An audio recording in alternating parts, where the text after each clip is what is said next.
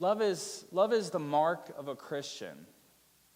When I was a wee lad, I remember sitting in the back of my parents' Buick. It was the kind of car that had the rumble seat, you know what I mean? You could climb in through the hatch in the back, and the back seat actually faced the traffic behind you. And so it was a lot of fun when you had a great memory sitting back there. And my siblings and I would ride in the back while mom and dad would sit in the front, and they turned on soft rock music. And somewhere along the way, I ended up memorizing the words to Tina Turner's hit song, "What's Love Got to Do with It?"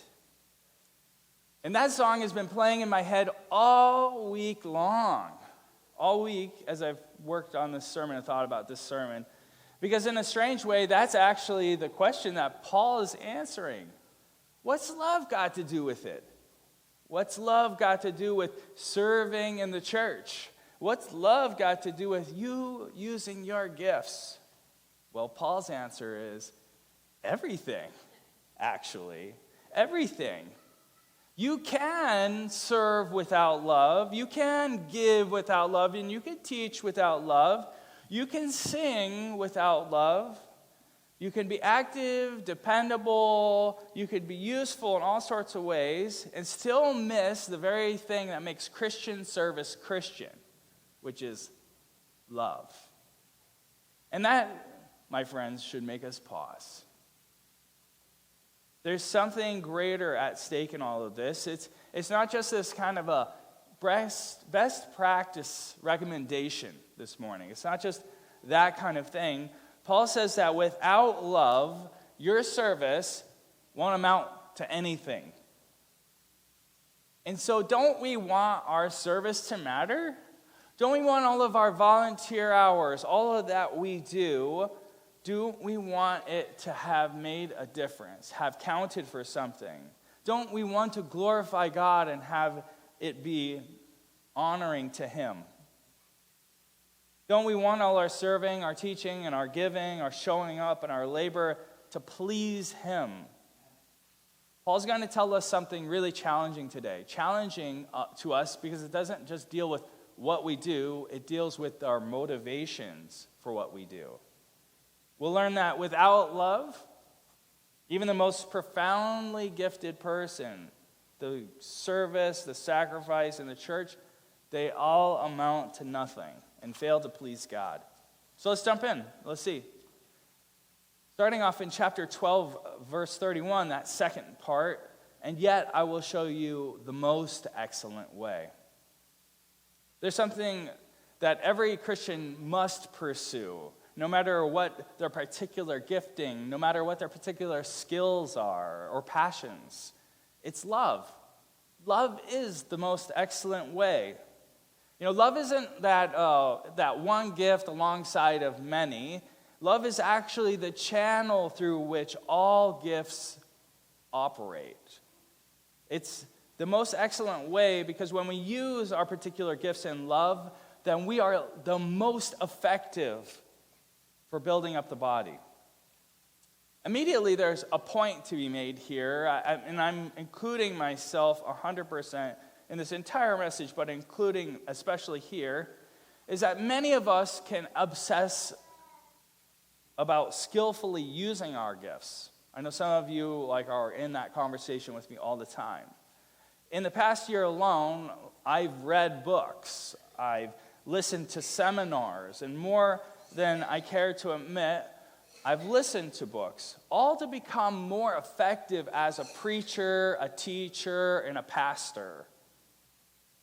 And I can become extremely skilled at my craft, extremely skilled in speaking to you.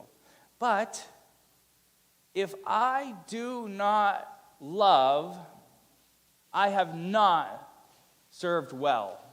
I have avoided the most excellent way, the most excellent thing.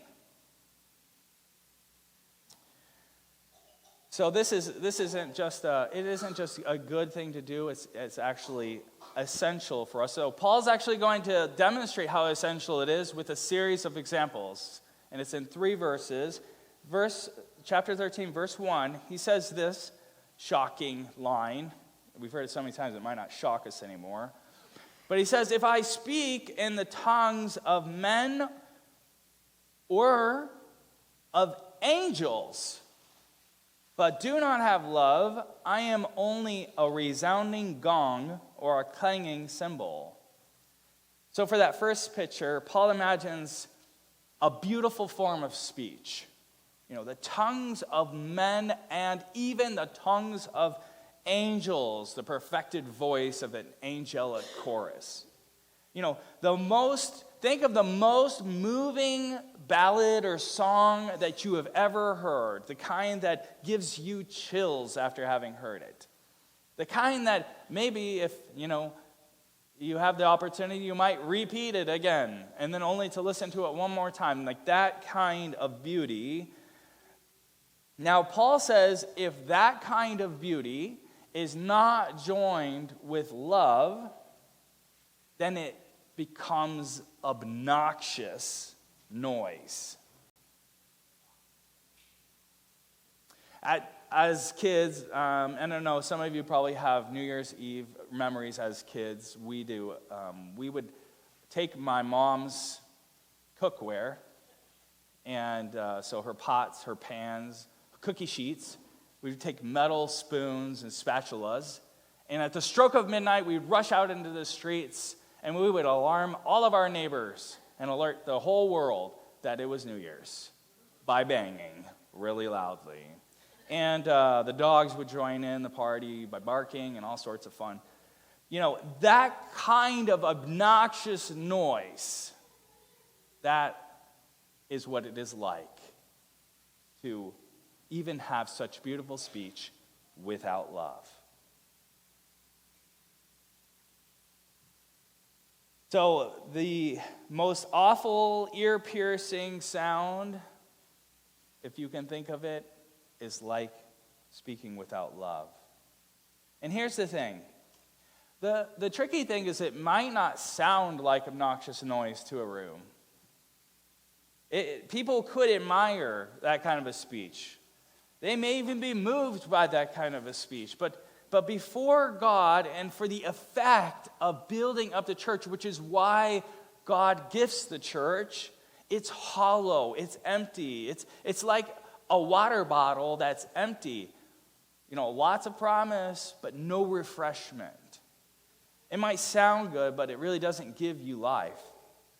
It kind of reminds me of those rice crackers I used to eat when I was younger. You know what I mean? Those puffy rice crackers. You could eat a humongous stack of them, but they actually didn't give you anything, no nutrition. In fact, they leave you with like this pit in your stomach later because you're starving again. Well, let's take a look at this second example. Again, these are shocking examples, and I know we've heard them often. Try and hear them with fresh ears.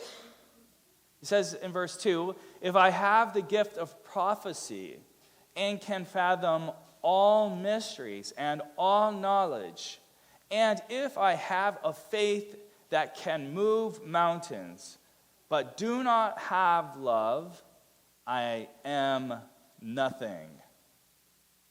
Okay, Paul moves to prophecy, to knowledge, to mountain-moving faith. I think in some way Paul was probably thinking of his gift set here. Wisdom, knowledge, mountain-moving faith. This really strikes, I think, to the intellectual and spiritual center and pride of a church. Myself, the teachers and thought leaders of this church, those are written explicitly for us. This is for us, Chris, like me, you, Sammy, Bert, the other teachers in this church, but not just those teachers, because all of us in some way, we feel like we know something. We feel like we have information or knowledge to share. Like for those of us who think we know something or have the courage to share what we think with other people, like this is the focus of this part of it. It's written to all of us in that way, but specifically to those who are thought leaders in the church. We can have the gift of clearly teaching God's word. And hypothetically, okay, we can fathom all mysteries. We can have all knowledge. And even that kind of faith that should accompany someone who has that much knowledge and wisdom, right? That much understanding. We can have all of that. And if our expression with uniquely using these gifts does not pour out in love, Paul says, we are nothing. We are nothing. That's pretty devastating for us, I think. That's pretty devastating. Not that your gift is nothing. It's not even that your effort is wasted, but this, I am nothing. In other words, without love, I may have everything. I may have key pieces of knowledge and information. I may have untold talent at my disposal, but in the end, without love, I am nothing. What does nothing mean? What does nothing mean here? Paul's not saying that the loveless, gifted person isn't have value to God. I believe that he's saying that the gifts expressed without love are ineffective or even can be harmful to the body and really have no weight, nor do they glorify God. The gift could impress people, which is tricky, but it doesn't reflect Jesus, and whatever else it might be is not going to be helpful. So I need to make this concrete because this is one of those things that you kind of like hear and it goes in one ear out the other because you can't really imagine how it really sticks. So I think of a pedantic person. You guys know what that is? A pedantic person is an annoying person. Someone who's usually overly concerned with small details or technical correctness, but it's often the way that they do it and they correct you, it makes it feel, it's frustrating or they feel condescending. So a pedantic person may have a ton of knowledge, but they often apply that knowledge without any kind of love behind it. They're accurate, but they're not kind in the way that they do it. So like a silly example, you've all met someone like this. You say, like, sunrise is at 6:30 tomorrow morning. But it's not. But let's just assume it was, okay? And then a pedantic person would say, well, actually, bud, the sun doesn't rise. Like, that's not how it works. The earth rotates. Well, like, you know what I mean, right? You know what I mean, what I'm trying to say. You know, the kind of person, for me, don't be offended by this if you do this, it's just a fact for me, that if someone walks around correcting my grammar, but they've understood what I said, like, that's a pedantic person. Don't need to do it. It's not necessary. It's not helpful, right? Unless I'm asking you, like, is this the right kind of preposition for this phrase? Did I use the right verb tense there? No. Like, just leave it alone. Or, have you ever met somebody that you would call a know-it-all? A know-it-all. Like, that is not a badge of honor. That isn't. Like, I'm a know-it-all. Like, hey. No, you do not want to be a know-it-all. You know, know-it-all is a person who is actually kind of right most of the time. Like, a lot of the time. But the reason why they get tagged to know-it-all is because they frustrate and annoy people by always inserting their thoughts in untimely ways. You know? They lose the person that they're trying to teach or tell something about.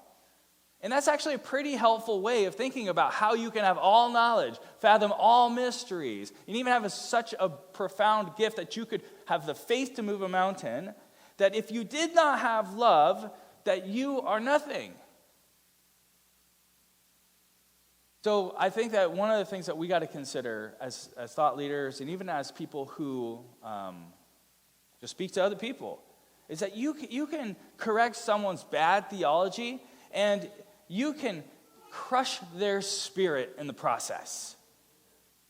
You can be right and win an argument, and you can also at the same time lose your brother or sister. We can know exactly which verse to apply to a given life situation, but we can use it in a way that turns it into a hammer and beats someone down instead of lifting them up. We can lead a Bible study where everything we technically say is true and right, but afterward, the room feels darker and heavier for the things that we said. We are called to expose error for sure, but how we do it and in the spirit and motivation that we have when we do it, it matters. So we who are gifted with knowledge, we who have the gift of understanding, we who have faith have to be careful with how we wield that sword. Do we use that sword surgically, carefully, or do we wield it like a hammer?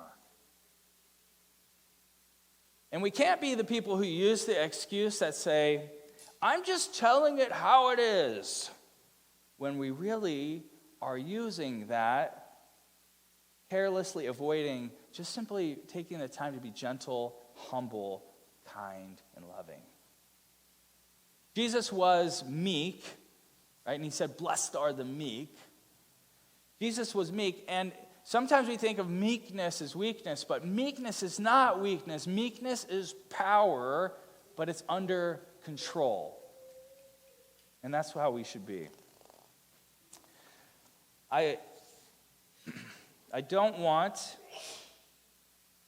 to be the person that people are afraid to ask a question around, because I don't want them to think that I will make them feel stupid because of my answer.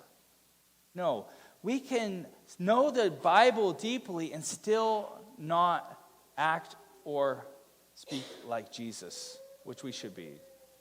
So to be clear, Paul's not saying that truth doesn't matter. In a moment, Paul's about to say, love rejoices with the truth. So in summary, the gift of knowledge, the understanding, and faith, if it does not lead to us displaying that love and leading others to love God and to love each other more, we are nothing. So this is what Paul's pressing on us. Now, the last example for today, Paul moves over into the giving department, the sacrificial givers. In verse 3, he says this shocking statement, if I give all I possess to the poor and give over my body to hardship that I may boast, but do not have love, I gain nothing. It's hard for us to imagine actually this, someone giving sacrificially, giving everything they have to the poor, and have that not be motivated by love. Like, why would you give so sacrificially that you gave everything over to the poor if you weren't motivated by love? Why would someone willingly deprive themselves of their own basic needs, subject their body to hardship, if not motivated by God's love or the love for others? Verse 3 might be one of the more unsettling examples, because Paul imagines the kind of sacrifice that we would all just assume is loving. For why would we do it if it wasn't? Giving everything to the poor, or handing your body over to the hardship, or maybe your translation has, or your body to be burned. Surely that must be love. Well, Paul says, not necessarily. Not necessarily, because a person can sacrifice for reasons that have actually nothing to do with love. That's surprising. We can give so that people admire us.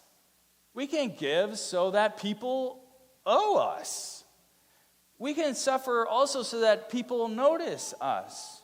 We can deprive ourselves of one thing, but still be feeding our pride and superiority over others. And we can wear it like a badge of honor. Look at me. And lots of people do this actually. It's look at all I've been through, right? We can get the vibe that some people believe that those who have the most dramatic story wins in the end. And this is actually that motif, that feeling that Jesus describes having in the Pharisees, and he condemns it.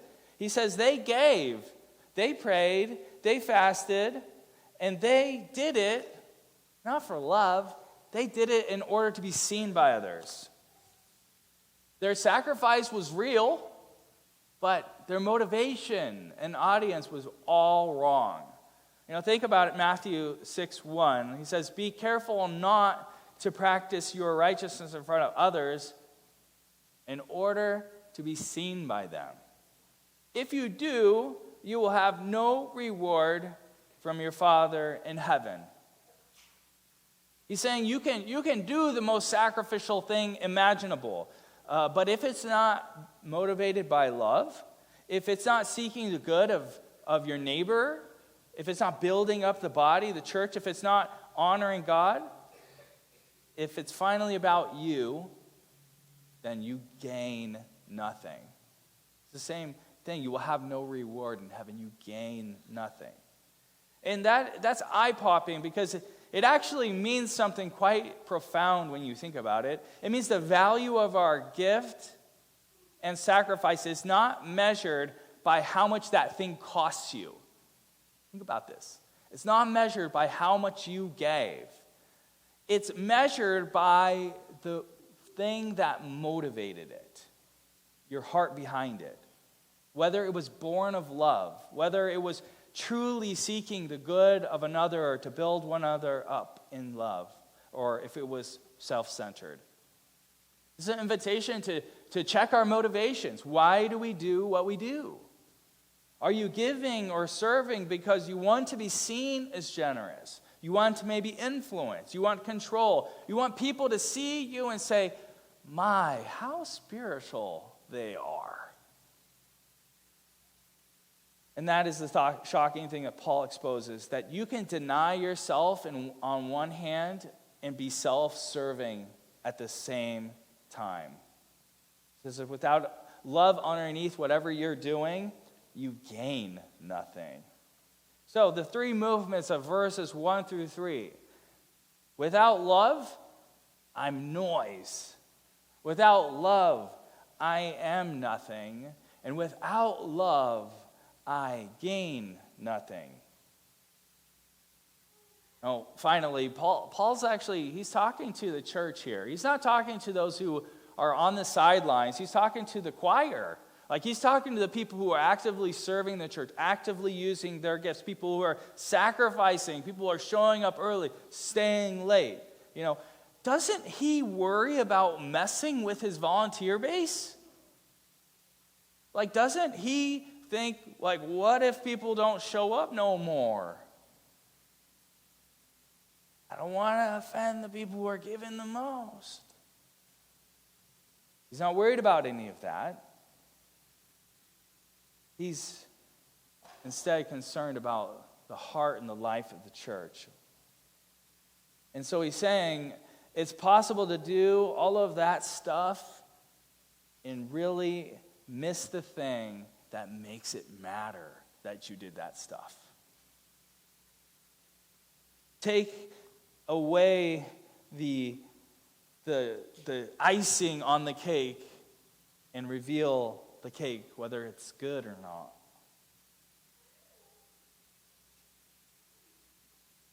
We're invited to take the time to consider all of our efforts and to truly ask ourselves, honestly, what's behind this that I'm doing? Where's my heart in all this? And I think that when we do that, when we give that honest reflection, and I hope you do, you're going to realize that none of us is actually purely motivated. We all have mixed motivations. We have mixed reasons for what we do. Even at the best times. We serve the Lord, but we do also want to be noticed by people and appreciated for what we do. They have a whole month, is it a shame, dedicated to pastor appreciation. Pastor appreciation. And I hope that you don't skip it this year because of this sermon. We want to help people, but we also like to be needed. We want to speak truth, but the heart behind it, we also like the feeling when we're right. We want to give, but we do want sometimes people to know significant the gift was or how much it really cost us to give that. So the sermon today, I hope it doesn't defeat you, and I hope it doesn't make you say, like, I'm not doing anything anymore, but I hope it humbles us, and it gets us reflecting about our service. It shouldn't leave us hopeless either. I don't think that you should go away just thinking, I need to try and just be more loving. I just need to try and be more loving. I think it's an invitation to actually remember who we are. Remember where we came from. What was our story? That we were lost and we have been found. We've been rescued by the love of God through the sacrifice of Jesus, who did nothing wrong but took our punishment upon himself. And what was his motivation? Love. It was love. For God so loved the world that he sent his one and only Son. Right? It was for love. He was motivated by love. And if we can remember his love and sacrifice for us, then maybe it will motivate our actions. It will transform the way that we do what we do and the why what we do. We remember the love of Christ, how God brought us close through Jesus. And then we're also invited because we have a helper, as Jesus says in John. We have a helper who will reshape us and continue to transform our gifts, our words, our service, and our sacrifices so that they are loving and so they bear the fragrance of Christ. Let's pray.